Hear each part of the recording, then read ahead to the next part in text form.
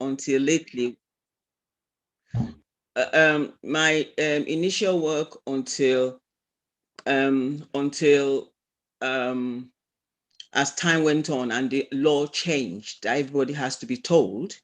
We had to do counseling with people who were not told they were adopted, which is where we kind of are in Nigeria now, which is at the place where people come to find out suddenly, or by a family member, or like what Emmy has explained, come to find out in later life that they've been adopted and they haven't actually been told.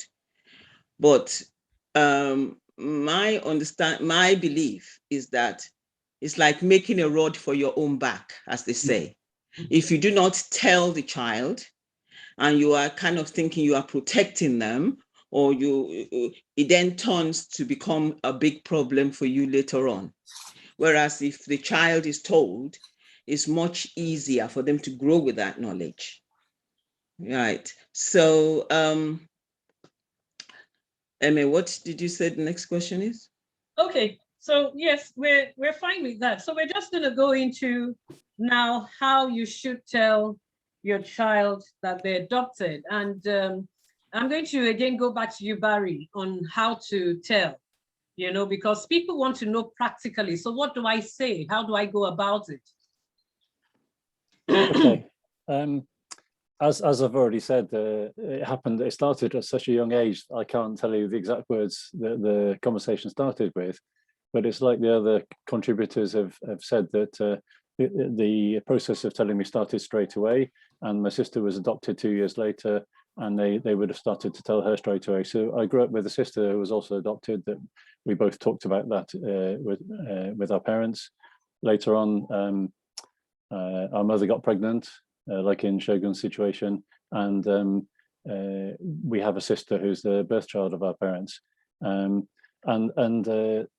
that's one of the side points I would share with people is to really treat everybody equally within the family. If you've got a mixture of adopted children and birth children, our parents are scrupulously fair to treat us exactly the same, to the point where my sister was not breastfed because we couldn't have been breastfed. So she got bottle milk. But going back to how we were told, what I can remember as we were growing up, that any conversation was within the family. It wasn't broadcast. It wasn't that everybody knew. It was certainly something for us and a few close friends and close members of our family. Adoption was presented as a positive thing. There was never any consideration that it could be anything shameful or something to be ashamed of as children that we were adopted. And underpinning all of this was love. We were, always shown love in our parents' actions, and also told that we were loved. And so I think with children, if you tell them straight away that it's not, it doesn't become a big thing that you're waiting to the right moment to tell them, and you can tell them in context of a loving relationship, even if it's it can take years for children to really understand what it means. And if children are growing with that knowledge, they will grow in understanding of it as time goes on. It's not to say that the road can't be bumpy. I can remember a situation when my sister was 12, I would have been 14, and her best friend at school was also adopted, but only found out at that age.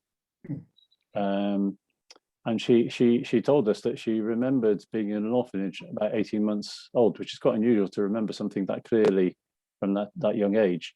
And she was brought up, and her parents never told her that she was adopted. And later on, in the course of some kind of argument with her mother or father, the information came out in an angry situation. And what happened after that? She ran away from home. She tried to find her birth mother.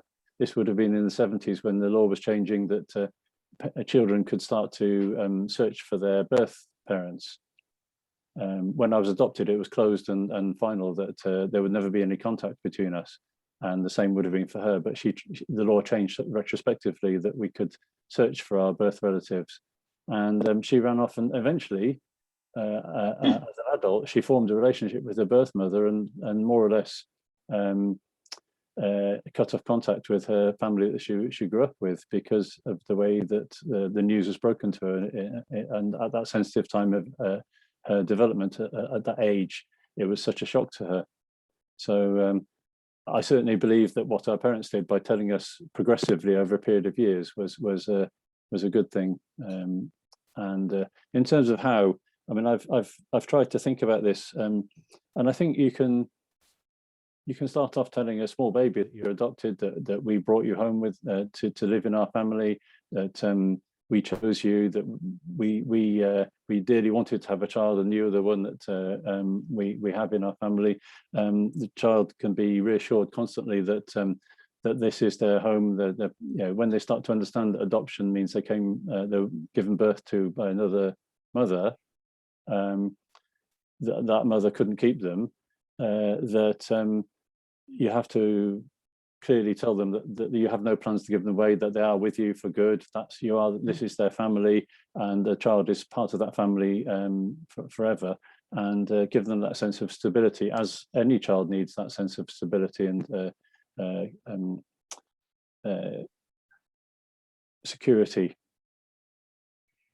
And I think as time goes on, don't think of it as a once-off thing that you're going to tell them and that's the end of the conversation. It's going to be something that will be talked about within the family. When the child gets to my son's age at 6, they'll have questions. When they're 8 or 10, they'll have different questions. When something happens with one of their friends, a question will come up that their friends have asked. And I mean, nowadays in the UK, we have families in so many different situations, so many blended families that have come from divorced parents that have remarried. So people children getting used to seeing, for example, a child in school that the surname is not the same as their mother's surname. So questions can come up, and then when they reach puberty and into the older age, different questions come up because they start to learn properly where babies come from. And you have to be ready for all those questions, for all those different situations, and all of it has to be in the context of that you're doing what is best for the child. So I think sometimes people hold off telling because they're worried about how to say it themselves, and they're thinking about themselves. But if you think about the child, you have to overcome your reserve and you're not sure what to say, and just start telling them, and let the conversation develop over time, over years, and let the topic be something you can talk about in the safety of your own home. He wants to be Bamia is in control now. Yeah. Okay, thank you so much. Yes, thank you so much, Barry, for that. Okay. I think are you done, Barry? If you've had enough, yeah. No, you can go. No, you can go on. No, I'll speak after you. The only thing, I mean, I have got a few things. The last things that you asked me to write down as tips for people, and I think anything that's kept as a secret can have an effect on the child in the sense that they feel like something regarding them is something that is shameful, but also it can come back to cause you trouble later on, as a family and for that child. So, but on the other hand, I mean, in the UK now, society some people are so open that we don't want to go to that. I think is with wisdom, you share this information only with people very close to the family and close friends, and you choose. I mean, it might not, it certainly would not be all of your family, not the extended family. You have to choose the people that you trust that will keep that information to themselves, because as we were growing up, it wasn't something that everybody knew, and it was something that we wanted to, that was kept within our nuclear family plus a few people, because it is personal. It is your personal information about your origins and your position within the family. And if everybody's looking at your family and seeing a loving unit where the children are loved, the parents are together and taking care of the child, or if it's a single parent, that the parent loves the children, that's all they need to know, that it's a loving family. The wider public doesn't need to know where all those children came from. Fantastic. Thank you very much, Okay. Barry. Yes, thank you. So it's absolutely normal to feel nervous about telling a child about the adoption. So I want to first make that point to everyone who's on this platform, that don't feel bad about it. It's not an easy thing to do, because you sort of feel like you're pushing your child away from you. You're telling the child is not really yours, but because you love your child and you want to protect your child from getting hurt in the future, it's absolutely the right thing to do. And, at the beginning, like Barry said, I do believe there's several schools of thought on this topic. People would say, tell your child when they understand what adoption is. Some other people say, start really early. Some people think you should leave it until much later when the child is very mature and understands. But the challenge with that, I tend to agree more with telling the child very early. And when the child really doesn't understand what adoption really means, because it's safe, the whole idea of telling the child when they're really young is just to make it as natural and normal as it really should be, but you do not want a situation where you're sitting a child down and saying, now I'm going to tell you about yourself. And then you begin to say you were adopted on this day. If you do it properly, really, it shouldn't be something where the child would remember, on the 25th of May in 1982, I was told I was adopted. But people would say, I've met quite a few people, including Barry, who would say, Emma, there was no time I was sat anywhere and told I was adopted. It just happened. I just knew. And that's the whole idea, that the child would start using the word adoption. Should be a word you use freely in your home. And when you do so, a child grows up understanding that it's not a word to be ashamed of. It's not a word to hide. It's something that is normal for us to discuss in our home. And that's what you should seek to achieve. This is for people who get babies. It's not everybody who adopts a baby. I understand that there are people also who would adopt a child at 3, 5, whatever. I mean, in Nigeria, most people do not adopt older children. So really, most kids come into a home before they're 3 or at least 5 years old. So at that early stage, what you could do, how do you tell this child practically?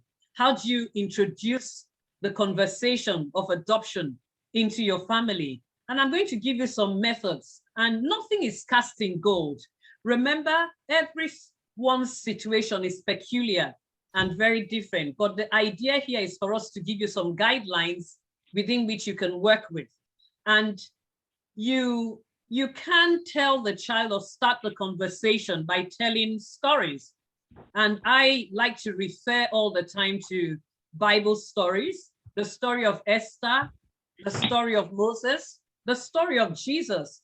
Just when you're doing bedtime stories, like we all do at the age of, when kids are toddlers up until about 6, I think they really enjoy storytelling. They want you to lie down in bed with them and read a story to them. That's a wonderful time to introduce the conversation on adoption.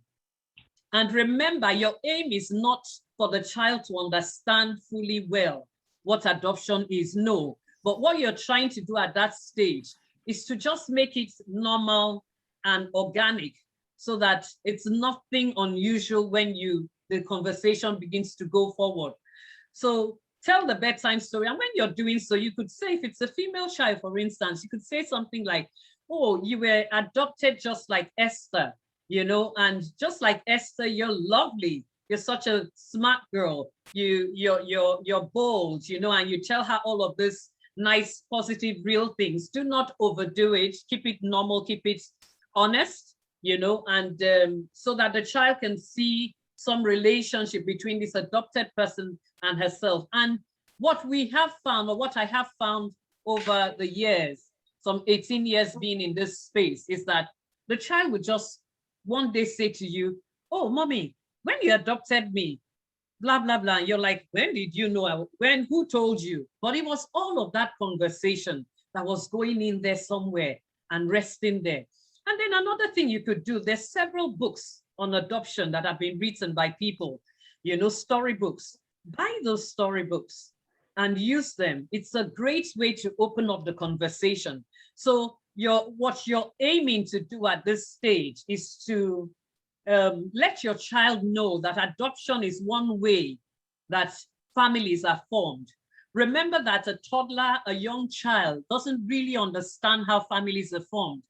And at toddler age, they believe everything you say. They're dependent on you for everything. They're inquiring, they're picking up things, tasting them, touching and all. So it's a great time to introduce this concept of adoption to the child through a storybook, through Bible stories, and it stays there so that by the time the child goes to school and they start talking about how families are formed, already your child has in its mind how he came of adoption already, because in the schools, they're not going to talk about adoption in most textbooks or teachers, especially here in Nigeria.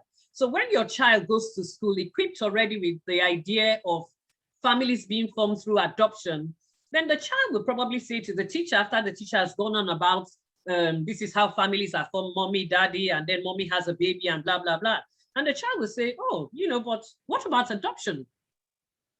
And educate the teacher and come back home to you and say, mommy, they told me today about how families are formed, but they didn't say anything about adoption.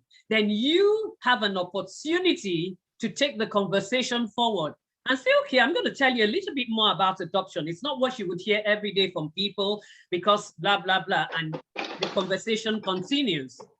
Another good way of talking to your child or opening up the conversation is for those of you who are Christians, remember that God first adopted us. Adoption was never man's idea. It was actually God's idea. And we know that we were not originally children of God, but we came into that family of God through adoption and through Jesus Christ, that we came in there. So I always say, I'm adopted as well. And that makes any child feel really understand that it's not a light matter. It's something important. It's something that God sees as very important. For God to send his only begotten son through adoption, his father, Joseph, adopted him. His mother was biological. Then it shows just how important adoption is and how lovely for every child to know that just like Jesus, every child who was adopted, to know that just like Jesus, they were adopted. I think that gives a lot of comfort. Victoria, I think you need to mute your mic. We're getting some noise from you. Yes, I think that really... Victoria again. Okay, thank you. So I think that would make every child feel really special, that there's nothing awkward about adoption, and it was really God's idea originally. So, and each time, it's like Barry said, the adoption conversation is not a one-off conversation. It's continuous. Look for natural opportunities to start the conversation. Look for instance, if you haven't told your child and you're both watching TV and you see a pregnant woman on TV, you could just say, oh, I wonder how it is to be pregnant. I've never carried a child in my tummy. And your child will probably say, oh, mommy, how's that? Didn't you carry me in your tummy? And you say to the child, no, I didn't carry you in my tummy. Another mommy carried you in their tummy. And when you were born, mommy couldn't, your biological mom or your tummy mommy, like my brother Shegun said, your tummy mommy couldn't keep you anymore. She couldn't take care of you, but she loved you very much. And because she was such a wonderful person, she made sure that she put you in a safe place where you could be adopted by a loving family. Always make sure you speak always make sure you speak positively about the birth parents. You know, do not talk badly about the birth parents under any circumstance. You don't want to give your child that sort of burden to carry. And the whole idea is to make sure that you open up this conversation and make your child feel comfortable about talking to you about this at any time. And I think one of the other speakers had said something about you first and foremost being comfortable with the topic. If you're not comfortable about your adoption and you're still grieving, still going through pain, you know, and embarrassment, you will communicate that same sort of negative vibes to your child, and your child will pick the vibes up. You know, you think children don't know, you think they can't see, they don't feel, but they are very sensitive human beings, and from a very early age. So they can tell when you're feeling embarrassed about it. And please be well prepared to answer your child's questions. I couldn't say to you at this age, do this, at that age, do that, because children develop differently. But you will know at what stage you need to say a little bit more. But keep it simple, keep it natural. Don't flood your child with too much information. And when you're telling your child, make sure you do so in a comfortable, homely environment for especially the child. And of course, for you, where both of you, you can give your child full attention. You're prepared to answer the child's questions and be able to, you know, just be there for the child. And like Barry said, it's so important that you always reassure your child of your love for your child, that you wanted the child. You went out to get the child. You were the one who needed a child, and the child needs to know that he or she was really wanted. And that's what the truth really is. You know, there are people who sometimes make it sound as if they rescued the child. Nobody rescued, you didn't rescue anybody. Most of us who went out to adopt children did so because we needed to fill a gap in our lives. And so we adopted, and you need to let the child know that was the reason why.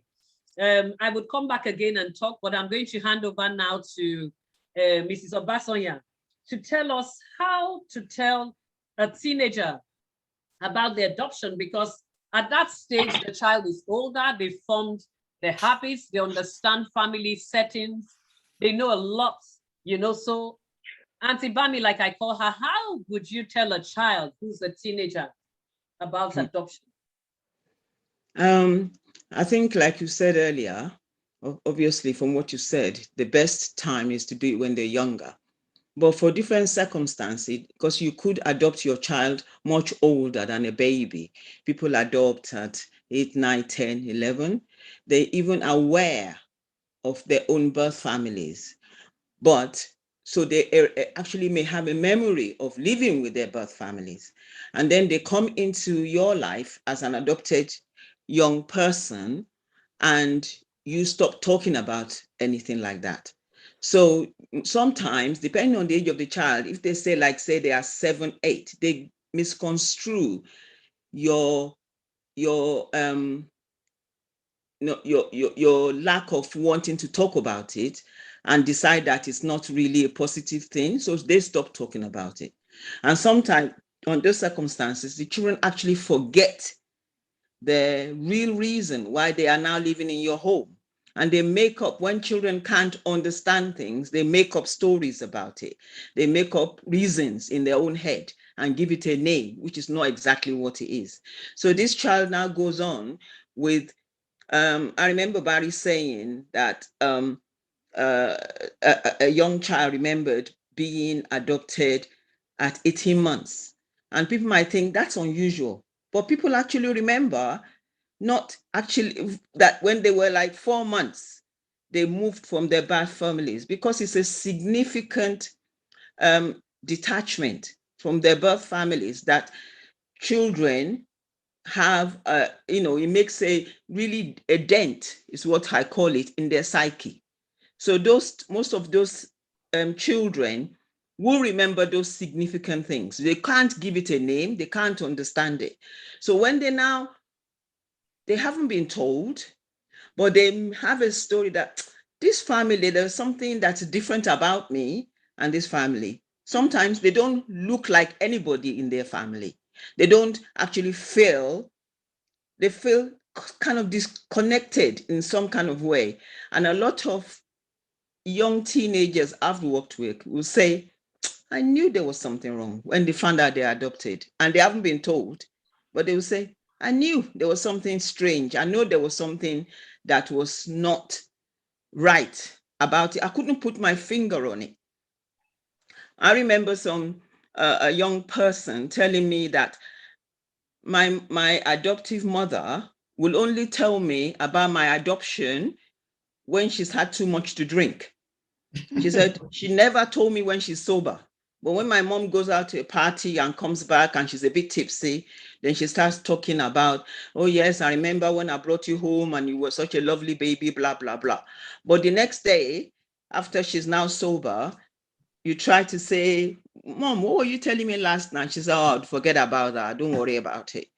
So she says, so she knew that it wasn't a good story, that her coming into that family, even though she was told she was adopted, was not a positive thing because her mom was ashamed of it. She couldn't really bring herself to do it when she's sober and she's sitting and she's able to address her questions.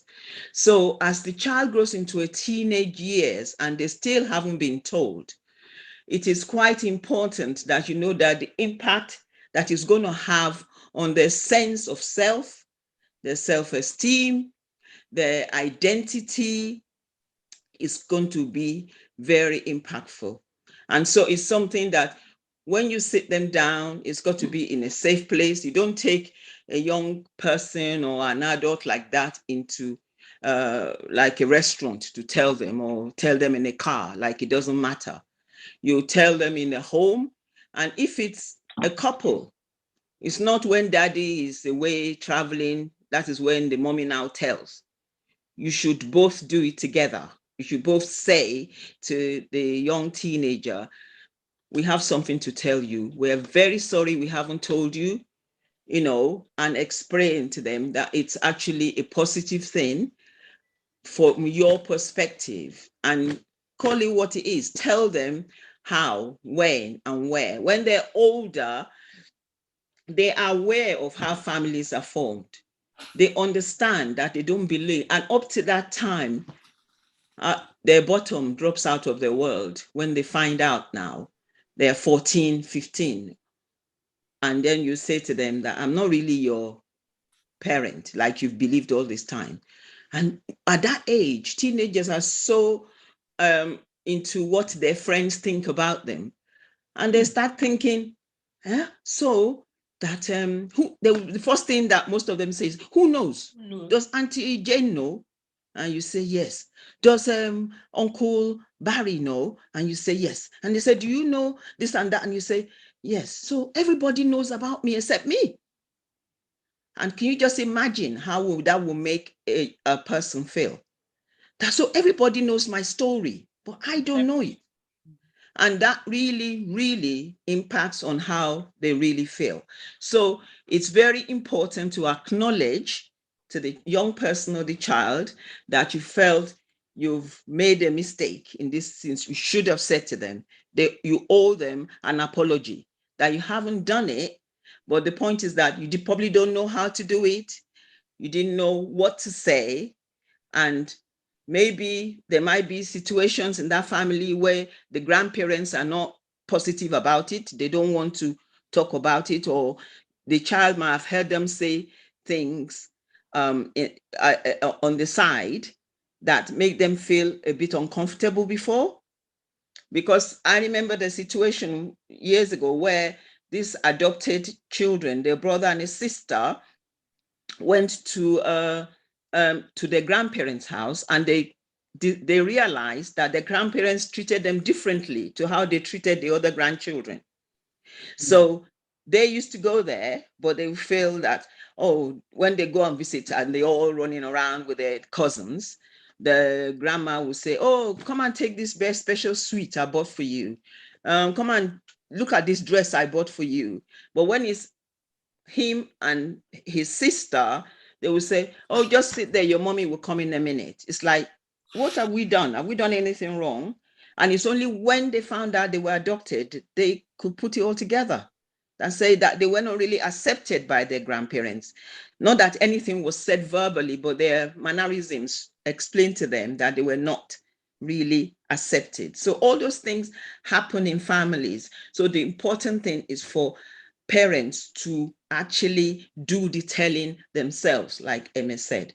You must take that bull by the horn, and you must, at any age, if your child is 0, if your child is 15 and you haven't done it till now, it will never be too late if you do the telling. And once you do, call them, tell them what has happened. And what is also very important is that being truthful and honest is very important. So truthful is that when they are 15, you want to tell them majority of how it happened. We couldn't have children. We wanted a child. This and this is what we happened. We went to this place. We went to that orphanage. We now were matched with you. We're so happy to have you in our lives. And we know that so and so is your mother. Your father is probably unknown, and That's stories.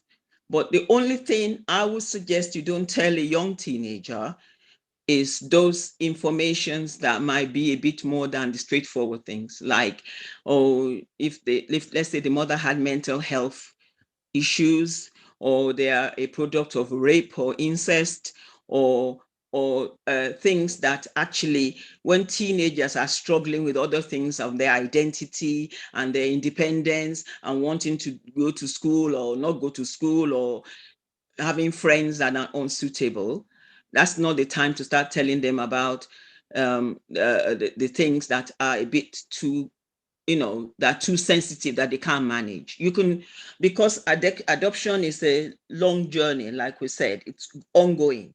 So you don't have to do it at the very first day about your mom is this, your mom is that. But what is important, get the birth certificate that shows them, adoption certificate, get it ready, have the name of the parent if you know it, tell them, and be ready to ask for them to ask questions. And if you don't know the answers, say, I don't know, No. but we can find out. It's okay. We can go to the orphanage and see if there's anything there that we can find out. That is showing the child that you are willing to work with them on the journey, that you're not actually trying to avoid their interaction with their past, their biological family, that you are willing to support them in their journey of finding out their own identity. So talking to them, telling them, being ready.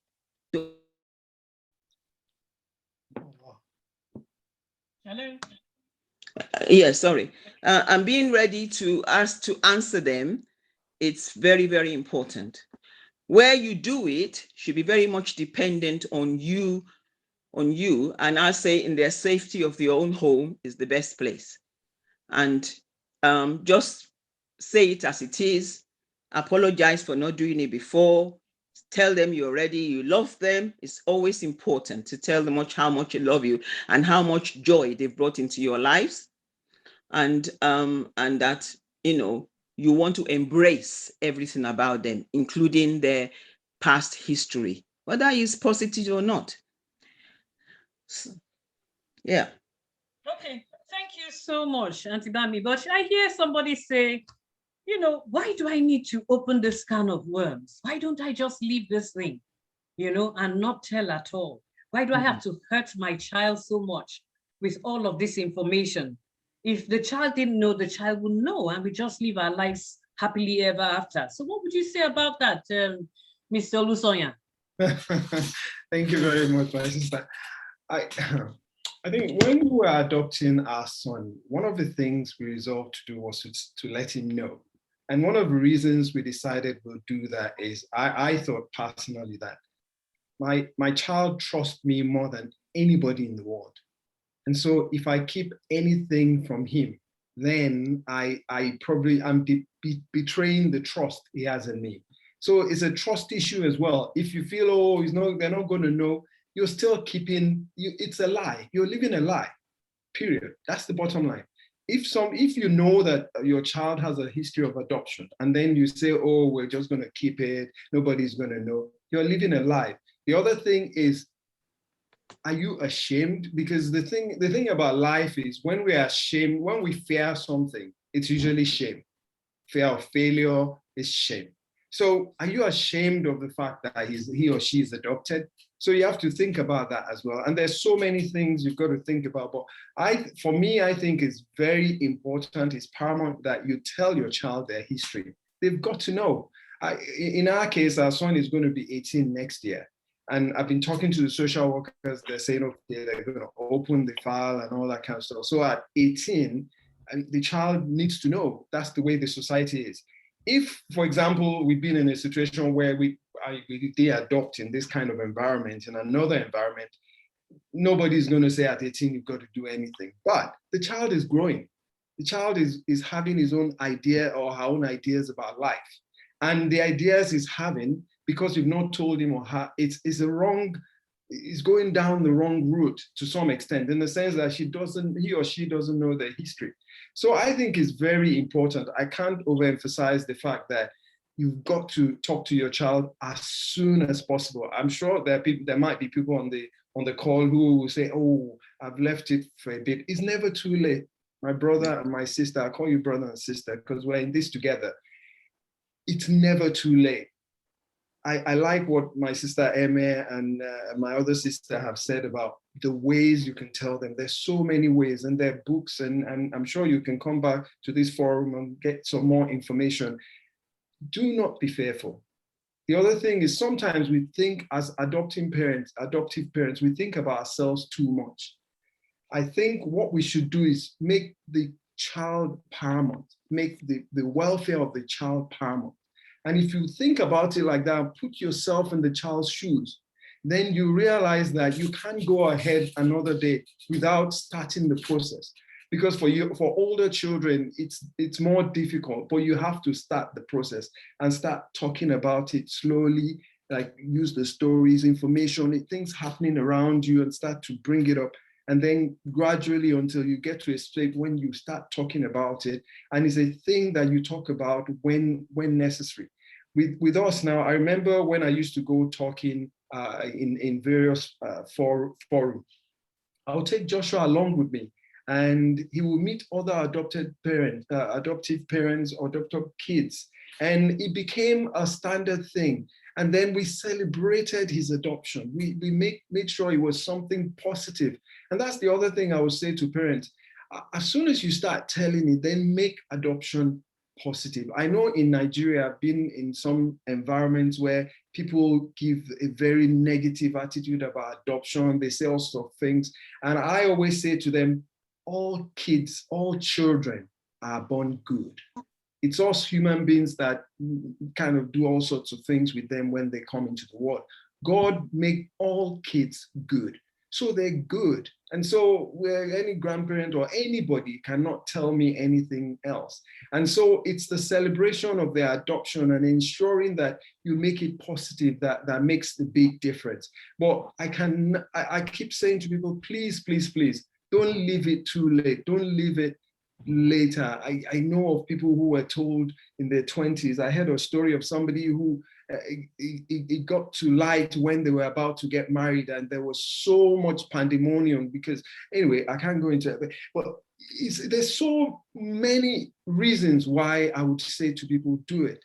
And for me, it's as the child grows up, as a parent, I'm sure when you look at your child, you will feel, if you really love your child, you should feel something in your heart to say, wow, and this child doesn't know this. And you should be saying to yourself, you know what, I think I've got to do this. And not hold it back and think only of yourself, because maybe you've given the impression that you have the child or all that kind of stuff, or the child believes, you know, they're your birth child or something. This is the time, if you're on this call, this is the time for the turnaround. this is the time to make the change. This is the time to take the bull by the horns, like my sister has said, and don't sit her down and say, or him down and say, oh, okay, you know, come, we want to talk to you. Now we've got to say that is not the way to do it. But start bringing it into the conversation, and the child will start saying, okay, this has come, and they might even know anyway. They might feel. Kids are so discerning. That's the other thing. They are very discerning. I've heard so many. I didn't even know about this whole thing about people remembering things about when they were 6 months and things like that. But what I know is that because when we were going to adopt, I did a lot of research, and they said things about the detachment of the kids, the attachment and detachment. And I read a book about kids who were in homes and kids who were birth children, and the way they cried and all that. There's also psychological things. So there's a lot of study about the fact that kids, when, you know, who have been detached from their birth parents, have some inkling of it. It's somewhere in their cycle, like my sister said, it's somewhere in there. So if you think you are keeping it from them, you are not, because there's something in them that knows about this, and they would find out. They would. So do it and take control, like my sister said, take control of the situation and think about the child, because I'm telling you, when they're older and they know, it's not an easy thing.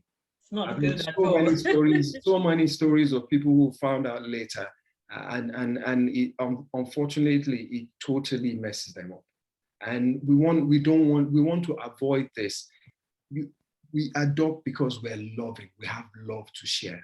Let it be like that. Let it continue like that. Let it be till the end, that we've shared our love, and it's our love that brought us to where we are, rather than our want of things for ourselves. And if we think about it like that, that is the love that has brought us there, we would take away all the things that hold us back, and say to our child, my son, my daughter, I love you very much.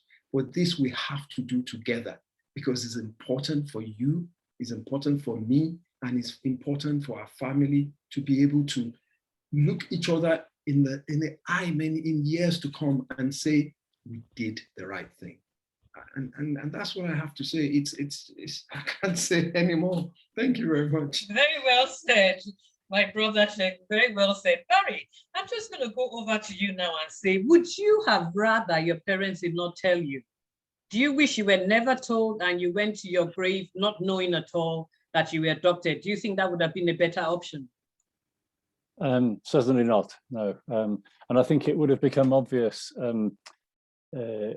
as I grew, because I ended up a lot taller than my dad and my mum, and my sister is half my size, very, very short. Your biological sister, I mean, yeah, the biological child of your parents. Well, the one that was adopted, you know, she's not my sister, my birth sister. She's from different parents, and she's very, very short.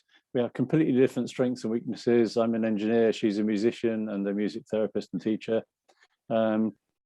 So it's clear, it would have been clear as we reached our formative years that we weren't from the same parents, and you know,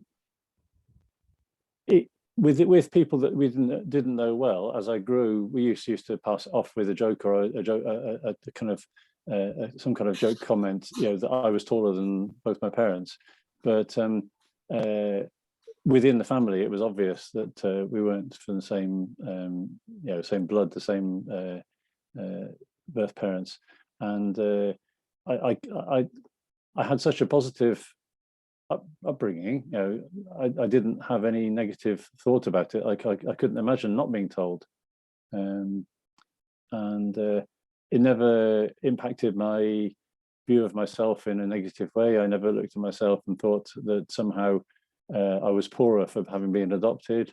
So I can't think of any reason why I wouldn't have wanted to have been told. As it happens, this is for another forum, but as it happens, my parents died in a car accident about 25 years ago, something like that. And around 15 years ago, 10 years after that, I had a letter drop through the letterbox out of the blue from which it was from an intermediary acting on behalf of my birth father. And I now have contact with some of my birth family because it became possible, the law changed, it was possible for him to try and trace me. And so if I hadn't been told, and my parents had already died by that point, and this thing had come through the letterbox, and it would have been such a shock. At 40 years old, to find out you're adopted, your whole life, your whole family upbringing, your whole life has been based on a lie. That would have been such a shock. So can you see that? That's just what we're talking about. You never know when it's going to come out of the box. So Barry's parents, adoptive parents, both died in a car accident. And the next thing, information comes from nowhere that he's adopted. So imagine if they hadn't told him. Think about how he would have felt about his adoptive parents, much as he would have gone, but bitter feelings, nothing nice about them. So you don't want to do that. You just never know when somebody will tell or how it would come out. If anyone was on the forum 3 weeks ago, a lady who was with us told us about how her children discovered at the American embassy, you know, because the lady who was processing the papers, the American lady, said, you know, where did you get these kids from? Where did you? And she was trying to say, Madam, they don't know. And she says, don't tell me what to say. And she even started shouting louder. And that was how the kids found out. Wow. They were 7 and 5 years old.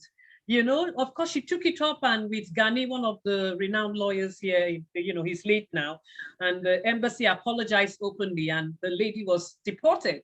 But the harm was done already, and she needed to start repairing from there. So it's not worth it at all. You just never know how it's going to come out and when it's going to come out. So you need to be in charge of that information. You need to be the one passing the information to your child in the way you want to, not for the child to find out just like that from the blues. How do you start to build trust after that? Is my question. How do you start to, Auntie Bam, is it possible? Can you build trust after that has happened? It is very difficult because it depends on the age which the child finds out. At any age, when they find out and they are not like babies, it's traumatic and it's difficult. But the best thing I would suggest to any parent is that if they are in a position to get counseling for them and their child together to repair the damage, is a very good option. And it can, and people are resilient. Children are resilient. Yeah. You know, so they will go through a rough patch, and they will feel, oh, how come they didn't tell me, and whatever. And the onus is on the parent to always reassure them and to always tell them that this wasn't done because they knew better. It's because they didn't know better, or they didn't know how to do it. And that when they told him or her, then this is now something that they're going to be on the journey together. And I always say to adopters that the onus is on you to always raise the conversation. Never think that, oh, because some children will come and say, I don't want to talk about it. If a child finds out when they're 10, 11 to about 14, they'll say, okay, now I know, but I don't want to talk about it, because they can't deal with it. But it doesn't mean because they've said that a parent should not bring it up again. Leave it for a year, maybe, see if they will bring it up. If they don't, then you say, look, you know that discussion we had last time, how are you feeling about it now? Do you want to talk about it? Should we go and see somebody to talk about it? Can we see what we can do to try and find out more information together? So you can repair it, they can move on, but the older the child is, and if it's a young person, the more difficult it gets. And that is why it's better to do it at the younger age, where they don't even understand. Like Barry had explained, they don't really understand, they just accept. And then, like I've always told people about my daughter, who had when she was 5, she was in a classroom with other 5-year-olds, and a little boy there was always talking about, his tummy mommy, that he has two mummies. And everybody's saying, nobody has two mummies. She said, well, I have two mummies. I have my mommy and I have my tummy mommy. So my daughter came home and said, well, can I have two mummies like Sam? And I said, no, you only stuck with me, love. You don't have another mommy. But Sam has two mummies. Well, can't I have two mummies? But the interesting thing, which always stayed with me, was that by the time they got to year 6, which is that the final year of secondary school, Sam was no longer talking about two mummies, because he's now got to understand how family relationships work, and that adoption is actually unique and different. And maybe he's not as confident as talking about it, but the parent has sown the seed. All they have to do is now build up on it and then help him to get to the next stage and the next stage, and feel a lot better about himself or herself. So it's actually very important that, I've always said to people, it's not easy. If anybody tells you it's going to be easy, whether you want to tell a day-old baby or a 14-year-old, the panic for the parent is the same. But adoption is about the generosity of spirit.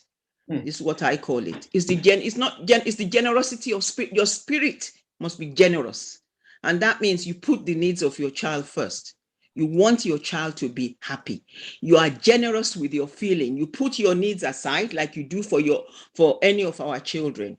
If anything is wrong with anybody's child now, you will know that that is what will consume them.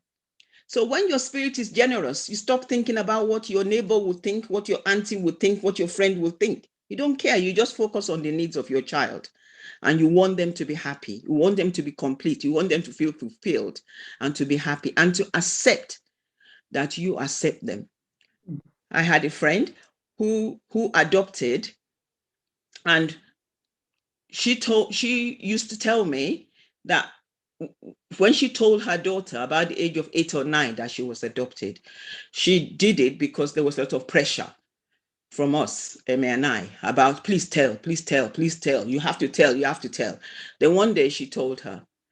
And the beautiful thing which she was doing, because this is what I was talking about, the generosity of spirit, it wasn't anything anybody told her, but she used to bring it up anytime they're driving along in the car on the road. She would say, oh, look at that woman over there. She could have been your mommy. And the daughter is like a teenager. They said, Mom, stop this nonsense. You're always seeing everybody and you're thinking it's my mom. She said, she would say, if it's your mom, call. She said, I will stop now and I will pick her up. I will buy her a house next door to mine and we'll be living together and we'll all be sharing everything together. And she used to say that in a way that she meant it. And so it relaxed the little girl, and she was able to now talk freely about her feelings about being adopted. And knowing that if for whatever reason they find her mom is ready to embrace her and take her as part of them. They will become like a foursome or threesome and raise her together. And that makes her feel good. So it's quite important. Thank you so much for that, Mrs. Obasoyan. Now we're drawing to a close of this session, or this part of the conversation, the formal part. We'll give you all about 20 minutes to ask questions if you have any questions to ask. But just before we do that, I'm just going to quickly ask Barry, do you have any parting remarks, anything you want our audience to take away with them? Yes, certainly in my situation, it worked out very well for myself and my sister that we were told as we were brought into the house and continually until we grew up, that it was always talked about in our family in the context of love. I can certainly draw an example of my sister's friend who found out in a much less than ideal situation in the middle of a family argument at the age of 12, and then ended up running away from home and trying to contact her birth mother, that our approach in our family was preferable and ended up with better results.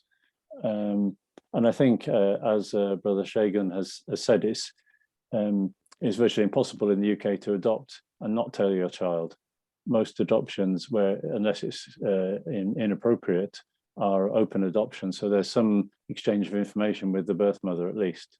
And I think what Bambi was saying about commenting on and trying to tell an older child, even though it's something that is much less guaranteed to have a good outcome, I think it's still something you should do, because it's right for the child to know where they've come from and how they've come into your family.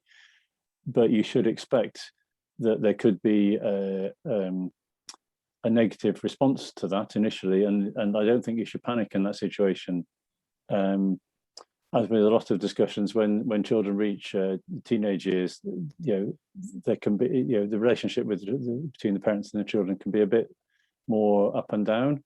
And I think you just have to accept the fact that the groundwork you've done in the child's life to that point of them knowing that they're loved, they're cherished, that they're really valued, a valued member of your family, that you are the ones to provide them that love and security, will mean that after some time of processing the information, maybe more discussions, that they will come back to you and accept and maybe forgive you for not telling them earlier, but come into that relationship, but a new kind of relationship, a relationship where they understand something that you should have told them a long time ago, but at least they understand now that you've been honest with them, and they can process it and get out of the other side of that. But of course, it will be much more difficult than telling a baby and letting them gradually understand it. Thank you very much, Barry. Okay. Mr. Olusoyan, any parting remarks at this point? Yes, and first of all, thank you very much for setting this up, and thank you very much for inviting me. It's been wonderful. One thing I would say is that I just go back to when we adopted and we got into this whole adoption journey. I call it a journey because I think it's a lifelong journey for me. It's a ministry for me. It's a way of life. It's everything for me. And I started getting calls from very many organizations saying, would you be able to talk on behalf of Black and minority people about adoption? And that's how come I did television. I met the Prime Minister and things like that. And I realized the issue was with us, Black people. It's not only Nigerians, Afro-Caribbean, everybody. We just have this thing about keeping things maybe quiet, or I don't know what we're hiding. And I know is the same in Nigeria, right? Because a lot of this is probably targeted towards Nigerians. I know there are other people on the call, but at home, we all feel, okay, there's something we have to keep to ourselves, is our own family thing, whatever we think. But like we've said earlier, the children should be paramount. The children should be, and if you put yourself in the position of a child, then think about how this child will feel when they find out, because they would. One way or the other, it would come out somewhere. Do you want it to come out through other people in your society, or people who really have a negative attitude about the whole process? Or do you want to do it yourself such that when somebody says to them, oh, you were adopted, they say, oh, yes, I was. And I thank my parents for adopting me. Is that what you want? Think about those two things, where they find out and it becomes a trauma for them. It's going to be a trauma anyway, but controlled if you take the initiative from a very early age, from a very, very early part of the adoption. It's going to be a trauma, and it's controlled. You can deal with it. Like my sister said, you can get counseling and make sure that everything works slowly and steadily, such that they become wonderful individuals in the society. But when you leave it late, or I wouldn't want to say late, but when you leave it until it comes out in a fight, in a conversation, in some issue, or somebody who has something against you now believes it's something they're going to use against the child, how would you feel? So that's why I say, for me, I say the kids' welfare has to be paramount. And I keep working with people all over the world. I keep speaking anywhere I can, say, look, let's help these children, because the children are our future. They are our future. And we want to make sure that these children become positive individuals within our society. If you leave it till later and they find out the wrong way, it might totally derail them. And I'm sure you don't want that. That's not why you adopted them. So my parting statement is please, please, please, let's do our best to talk to these children. Let's do our best to be part of the force that is making adoption a positive thing in our society. Let's make the change that we need to do so that it's not something that people, family members talk about and say, quietly and say, oh, they're adopted. But let it be a situation where they come to us and say, oh, wonderful, thank you, God bless you for what you've done. Because in our own case, after we adopted our son, we had 2 birth children. The doctor said it was impossible. We then had 2 birth children. We call them, the 3 of them are miraculous children. You never know. And so would you say that is not a positive thing for us? It is. And for everybody that adopts, it's positive, handled properly. So I'll say to us, let's treat adoption as a positive thing. And as soon as that happens and it gets round and everybody is treating it positive, people will have no fear in telling their children, because it's something that people find as a positive and loving and wonderful thing. Thank you very much. Thank you so much. Mrs. Obasoya, any parting remarks? A minute, please. Yes, We're running out of time fast. Yeah, I want to say 2 things. One of the things about when you tell an older person, because some people can still be told in their late teens or early 20s, because it's either because they found out or because you then found the nerve to tell them. I think that it is important that you think of some positives that have come out of the negatives, because that person, that adult or young person, can only see negatives all this. Why doesn't my mom want me? What have I done wrong? Why don't my family want me? Who else knows about this and all that? But I feel that it's important that the adopters say to them very clearly that your mother may have had to give you away. Think of some of the reasons, like poverty, illness in the family, mental illness, lack of support, rape, incest, all of those things may be the issue. Because if you're talking to somebody in their 20s, there's no need to hold back on all those things again when you're telling them that. But the positives in it is that no matter what you feel about your birth mother, she gave you life. If she didn't give you life, you won't be here. And we won't be benefiting from you being part of our lives.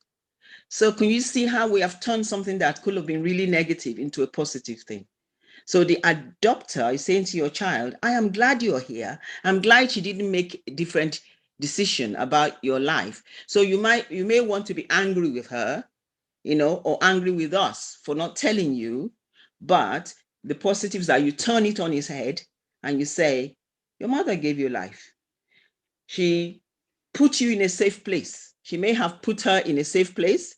Some people put their babies in the marketplace so somebody can find them. Some people put their children in an open place, like where she knows the child will be fine very quickly. That is making a positive decision.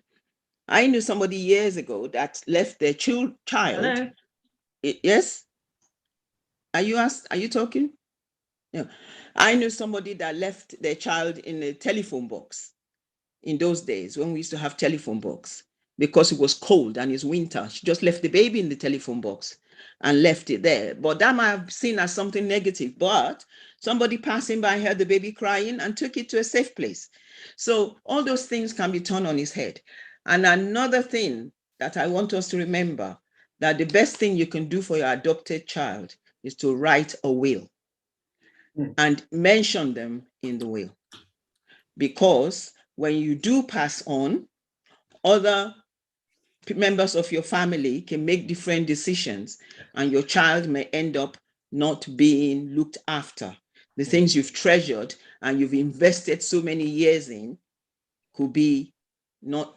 I'm talking to people who are in Africa, in Nigeria, and other places. Even the people in the UK, I would just say, so that it doesn't become issues between your birth children and your adopted children, and people are taking sides, and then make sure your child, you mention specifically that child in the will, and whatever you want to give that child is identified. And that is another way of protecting them through the law, because it's just what I believe is the right thing to do. That's my parting thing. Thank you very much. I would just want to add that don't feel gloomy about this. Problems with kids or in a family setting are not peculiar to adoption. A lot of people who are here and have biological children will tell you that they have challenges also with their children that they have to deal with. Some people are dealing with drug issues with biological children, all kinds of things. So don't feel sad about this journey. It's up to you to make the journey joyful and a happy journey. And it's very important for you, first and foremost, to look at things positively so that you can communicate that positivity to your child. And I want to also say that I think from this conversation, there's no doubt that you should talk to your child as soon as possible about the adoption. And it is good to do so from the beginning, from when your child comes home. Find a way. We're so glad we adopted you. When you're praying with the child, you could say a prayer and say, Lord God, thank you so much for allowing us to adopt this wonderful little child. And so you're dropping this word adoption into the conversation with the baby, with the toddler, whatever age your child is. Remember, the idea is just to make the word adoption ordinary for the child as the child is growing up, and not to feel there's anything embarrassing about the word, or it's a word that should not be mentioned. In some houses, nothing. You can't talk about it. You can't mention that word. And so the child begins to understand that there's something embarrassing about adoption, and it's a word that I must never mention, and that's not good.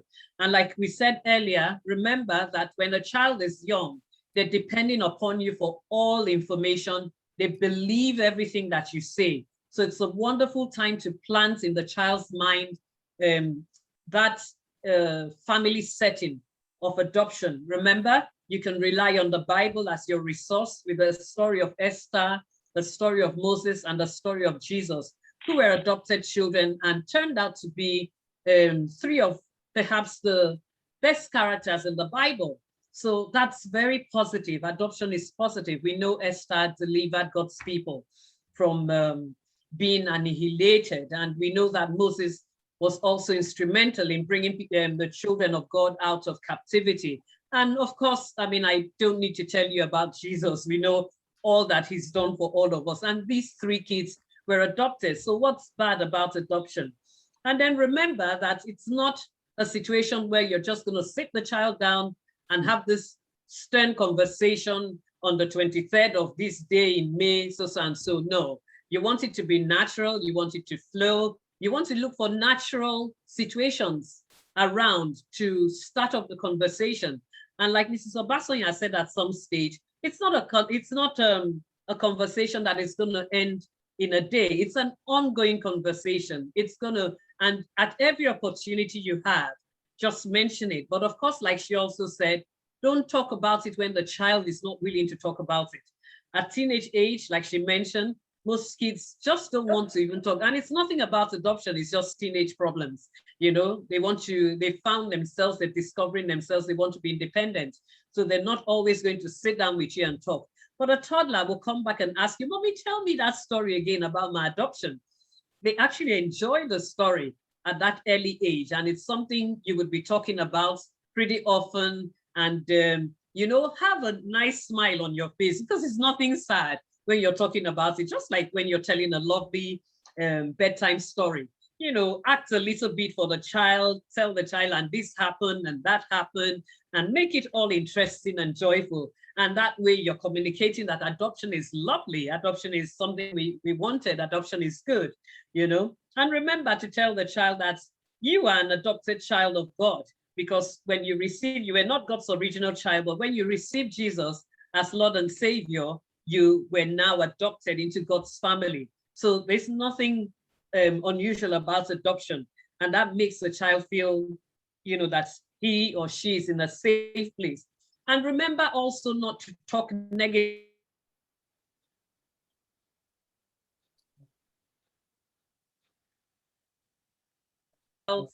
the confidence to come to you anytime to talk about this topic. Do not make the child feel, oh, can I talk to mommy now or not? How would mommy, because mommy gets upset when I start this topic, and irritable. Please do not be irritable. And like my brother Shegu said, you really do want to think about the interest of your child and make that interest above your own personal issues. If you really do love your child, that's what we all do, whether we're adoptive parents or biological parents. And like Barry said, there's no doubt as an adopter that it was the best thing that his parents did by telling him he would never have wanted to leave and find out from a third party that he was adopted. So we've heard from somebody who was adopted, and get on the internet and read. I haven't seen one child who was adopted and says, I wish I was not told. No, they all were glad they were told. Perhaps in some cases, they were not happy how they were told. But I think there's a consensus of the fact that telling was important and the right thing to do.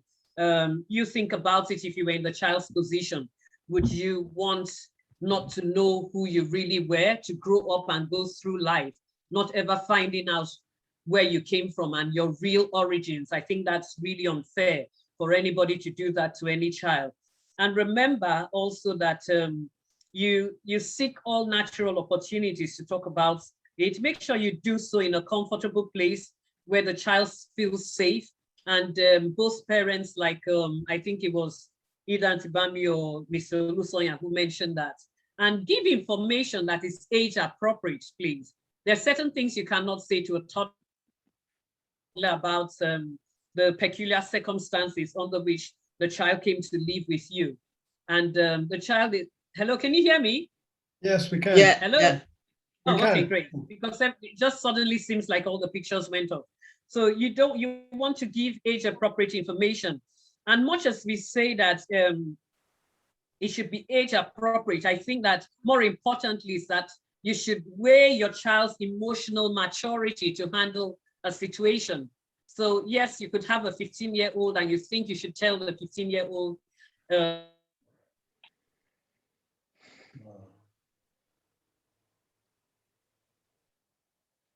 Okay, there's something on there. Hello?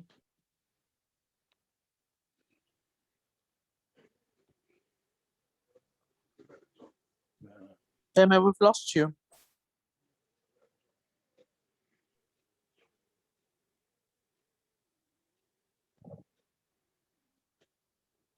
Okay,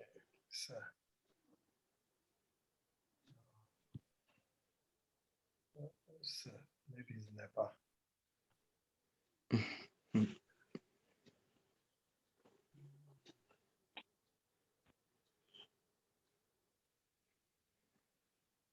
She dropped off. Mr. Lucia, do you want to continue and just maybe bridge Okay, until yeah. Emma comes back on? Okay, yes. So Thank you. yeah, you're welcome. So yes, we're wonderful to be able to talk about things like this, and I'm hoping that people who are listening would really take the bull by the horns. I mean, I've been reading the comments, and some people have said they know people who have kids and they've not told them at 20 and things. I've got to say, you can't help them by prompting them or just saying, go and tell. But you can tell them in a nice way and say, I listened to this. Hopefully you can get this video and a few other things and send to them and say, just have a look at it. Listen to this. Maybe you will learn one or two things about how you can tell your child. But the first thing you've got to say to everybody is to take the fear away. A lot of people live in fear. And I think what I heard a long time ago is that fear is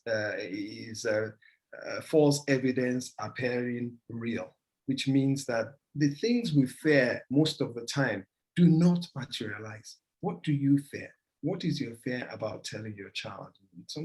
Oh, if you knows, or people will know that I adopted. For all you know, quite a number of people really know that you adopted this child, but they're not telling you. So, and they know and they wouldn't say anything. Some people are really mean, that it's on a day when they feel that you've done something to them or they're not happy with you, they go and tell your child. So what I say to people is you have to take control of the situation and make it a positive thing. I keep saying that, celebrate their adoption. I think this is, like I say, I'm part of a crusade, especially in Nigeria, going out and saying, look, adoption is wonderful, it's a good thing, it's a positive thing.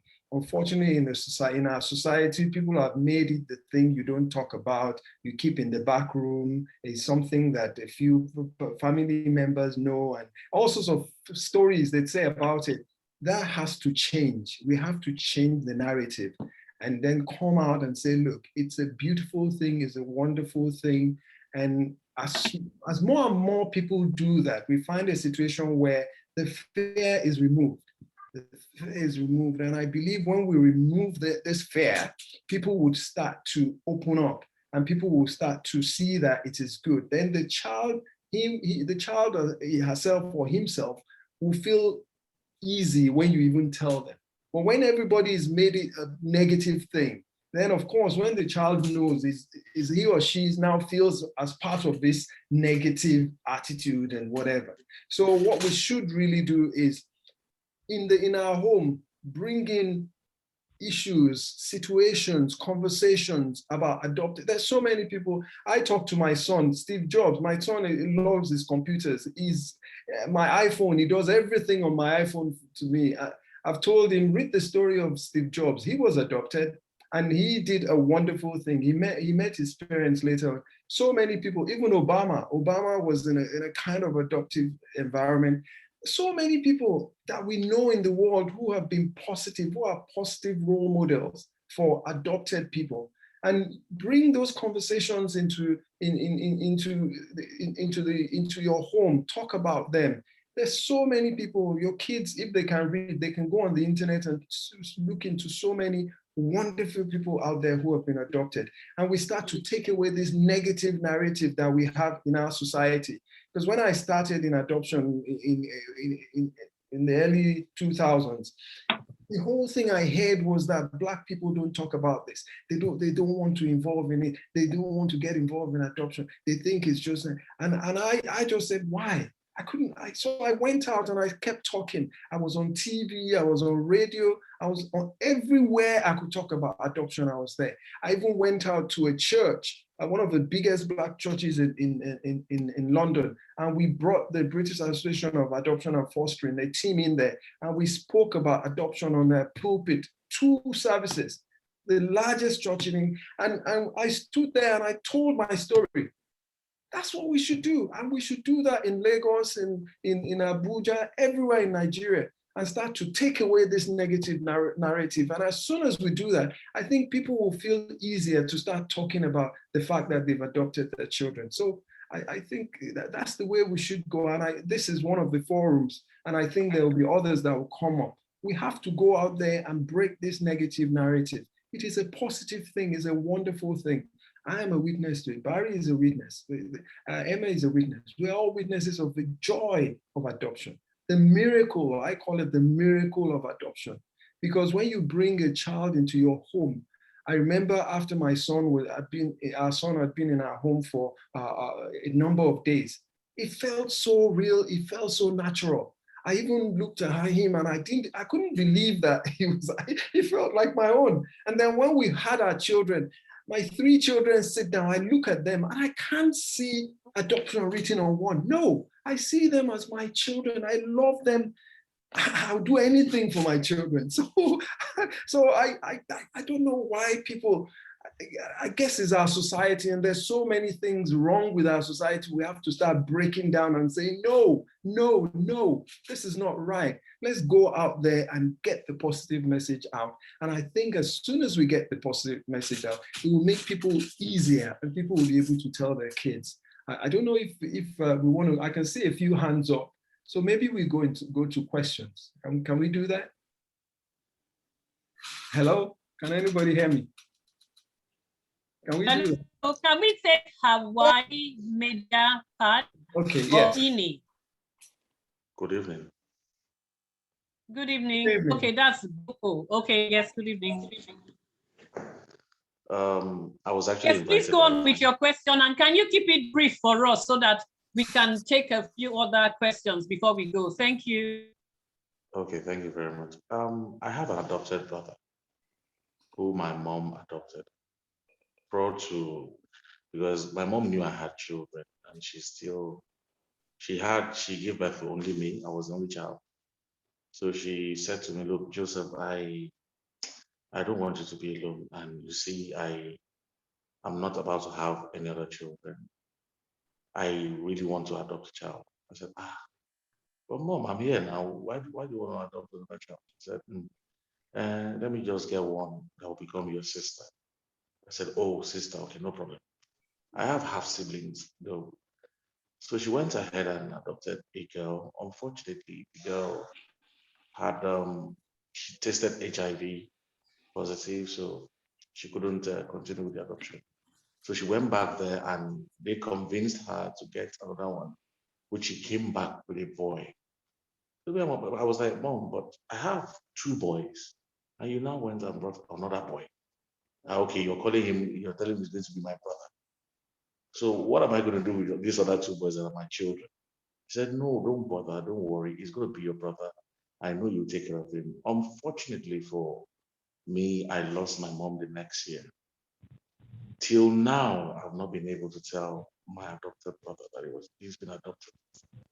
Anytime I try to tell him, I'll be like, how will this man take this? How will this guy take this thing? But I'm happy to be here. I think I've found confidence, and I still need to learn more from you guys. And I think one of these days I'll try and let him know that he was adopted. Thank you so much, guys. I really appreciate you. Thank you so much. Auntie Bambi, do you have anything you would like to advise him on? Because he would need some counseling, wouldn't he? It's not a Yes. topic he can go into just like that. No, I think it's actually common up to like a third party thing, because you are not the adopter, it's your mom. And the circumstances is quite complicated in that he doesn't know, but as he's an adult, I think he does have a right to know. So the way you're going to approach it is going to be different from if he was the birth mother. It's going to have to be to tell him the story and to try to support him with coming to accept what his reality is. I don't know if your relationship with him is quite a close one or not. What do you think? Would you say? We're very close. He's my friend. Is your friend?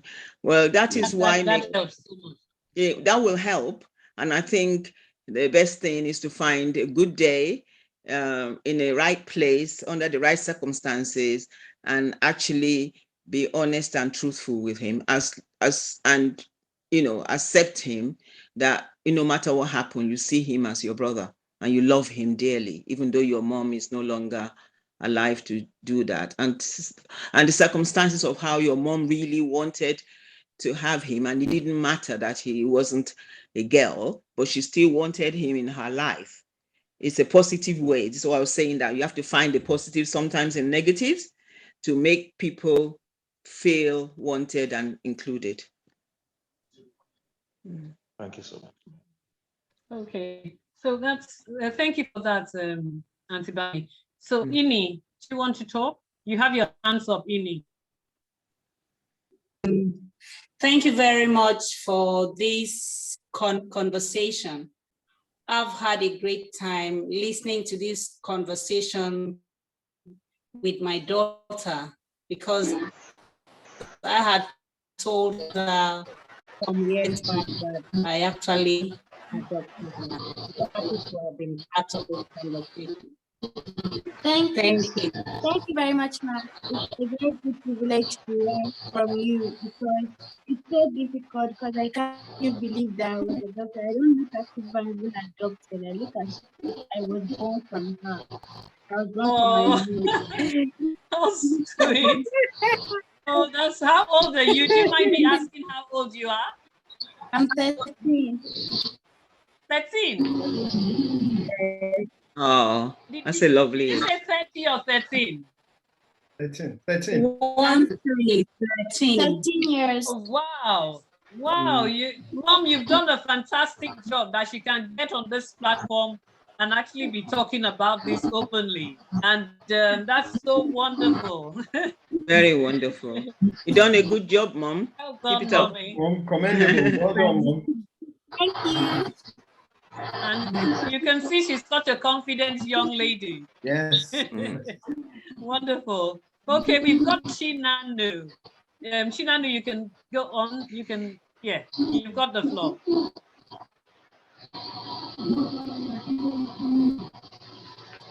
We can't hear you. I don't know if anybody can hear Shinanu. I can't hear her. No. She's muted. She's muted. Okay, unmute yourself. Shinanu. Unmute yourself. Hello. Okay, good. Uh-huh. Yes, we can Yeah. hear you now. Okay. Thank you, everybody, for the information and the speech and everything. I really enjoyed it. I pray that God bless you all in Jesus' name. Amen. Amen. We adopted 2 children from Nigeria, and they're still in Nigeria. We are still doing the process, and they're going to be 6 by 25th of this month. And we've not really told them anything. We are planning to tell them, but we are here and they're back in Nigeria. So how do we go about that? I don't know. I don't really know. But we are planning to tell them. We want to tell them, but we can't say it on the phone. I don't know. So The first question that comes to my mind is, why are they still here? I don't know if it's something you want to talk about now, or do you want to talk to one of us later? well, I can talk. If anybody will help Okay. me, because we need help. We really need help. Okay. Yeah. The issue was we've applied for their visa. The first one, we used the wrong application form. But the second one now, they said we need to get a certificate of adoption here in the UK, because we're here in the UK. So, and we need to, one of us should be with the children a year prior to the application time. So my husband have traveled to Nigeria. So he's not in Nigeria, but he visited now. So we don't know how we are going to tell the children. I don't know. They are going to be 6 on 25th of December of this month. Who are they with presently? They're with my mom. Okay. Auntie Bami, what would you advise her to do? Well, I think I'll advise that you need the children to live with you first, because that is the next hurdle. You haven't even had the time to form a relationship with them yet for you to be able to talk about adoption. You can't do it in absentia when you're not with them. What is important is at 6, they would remember that they were not living with you up till now. So the discussion is, when they come to live with you, you will start off with saying, you've come to live with us because we adopted you. Can you see? So it's much easier. You just start from that, because they can remember where they were. So you don't let them live with you for 3-4 years and not say anything, and then started to talk about adoption. You need to start from 6 or 7 or whenever they come to you. And the narrative is, when you came to us from Nigeria, you were adopted, you used to live with grandma, blah, blah, blah. And then, but it will be advisable to leave it until they are settled and they are living with you. They get over the getting to know you, because they don't even know you at all at the Yes, moment. exactly. They don't even know So, you. Yes. yeah, They yeah. are going to ask for something later in a program. Sorry? Somebody butted in. Yeah. Okay. Okay. So is that good, Chinanu? I think it's very important that first they develop a relationship with you, because if you're telling them over the phone that they were adopted, they don't even know who's talking really. They don't even understand. They don't have a relationship yet. No, So I think Mm. it's important for you to first meet with them. We are close anyway, because I've been visiting Nigeria every time. They call me mommy. We speak on the phone almost every day. Every day we talk on the But still, WhatsApp. I think it's important that you do it when you're with them rather than over the telephone. It would be when they come to their new environment, you know, exactly. when they come into their new environment, the whole dynamics change. At the moment, grandma is looking after them, so they think they might still be thinking at 6 that you are their birth parents and just left them with grandma. Because children fill in the gaps. You know, they make stories when they don't really understand. They will have a story. So you need to give them narrative, otherwise they make up their own. So at the moment, some children grow up and say things like, you gave birth to me and then you went and leave me in an orphanage, you know, and stuff like that, because they don't have the narrative. So they make up one. Whereas when they come to live with you, and they are now living with you, and you're now trying to form a family, it's a good time to actually put the story the way you want them to grow up. Thank you very much. Okay. Thank you very much. Is there any other questions so we can quickly wrap this up now? There's somebody, there's a lady in glasses on the top. She's not spoken. Okay. Media Mad Pad. I can see your hands up. Media Pad. Media Pad. Or maybe she didn't know. Maybe she pressed it. Doesn't know what. Okay, maybe she did that. Okay, well, I hope that this has been a useful conversation. Ini, your hand is still up. Did you want to say something? No, not really. Okay. Thank you. Okay. Oh, okay. Okay. I hope that this conversation has been useful in some ways. And it's the beginning. There are lots of things to talk about. And I think we must all talk. We must all together try and change the narrative we have presently in our country. In Nigeria, adoption is still something hush-hush. It's supposed to be something that carries a stigma, but it doesn't have to be that way. And you know, when I send out the post on these meetings, you know, I expect that people will send them to even people who haven't adopted, because information is powerful. You never know who might need the information tomorrow. If you're an educator, you're a medical person, whoever, somebody, each of us knows at least one person who has adopted a child, you know, and because of the number of people I have coming asking questions and wanting to know one thing or the other, we've decided to have these seminars every 2 weeks, and it will be a different topic all of the time. The next one would be on Sunday, the 20th of June, 2021. And the topic is challenges some adoptees face and how to deal with them. We'll be talking of loss and separation. We'll be talking of attachment disorders, finding out from a third party, late telling and the fallout of telling, and finding an identity. Some of the things that children who are adopted, some children might go through, the anger issues, the rejection issues, some of the things that you probably are experiencing already and want to understand. Like we said earlier, that you might think that a baby who's taken away from the mother on the day of birth does not feel something. They feel a separation. And people who are experts in that field will tell you that that actually happens. And sometimes you can see it play out later in life. So you want to understand your child properly and know what to do with the child. And it will be the same time, 6 o'clock. We will send out information on how to Zoom in. Thank you very much. And we hope that you were able to learn something. And please talk to the next person, inform the next person. If you know somebody who's adopted or not, just pass the information. Little drops of water make an ocean. So we're not daunted. It might seem like a very difficult task to achieve, but we know that if we're consistent, we will achieve something at the end of the day and change the narrative on adoption in Nigeria. God bless you all. And thank you for being here. God bless you.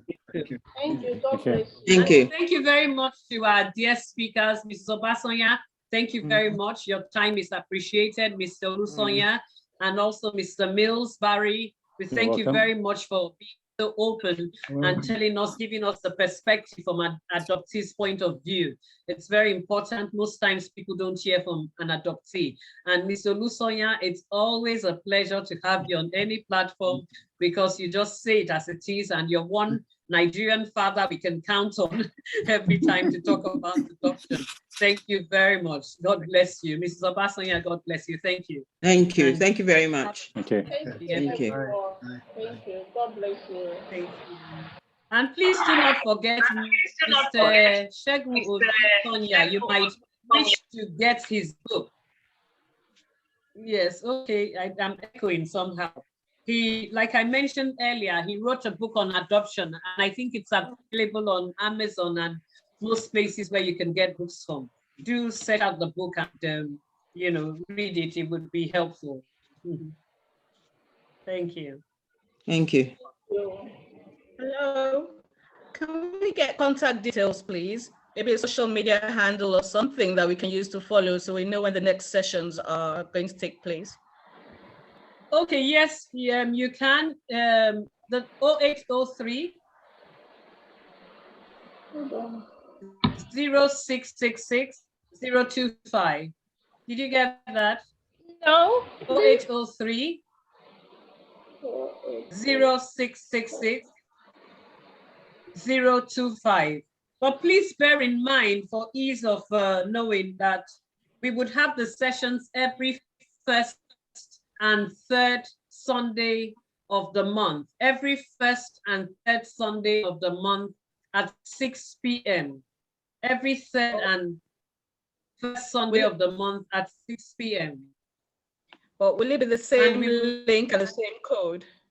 Okay, we will try, and we're going to have it. We are going to have it on YouTube and Instagram, so you can go directly, even if you do not get the link from us. But we will send out. I'm not sure. I'm not very good at Zoom, and I have to find out that information from my assistants how it works. But nevertheless, please get on Facebook, and it's Joy of Adoption. Joy of Adoption. So we're on Facebook and we're on Instagram, so you would get information there. Thank you. Thank you. Thank you. Thank you. Bye. Yes. Bye. Bye-bye, Thanks, Emma. everybody. Bye. Bye-bye.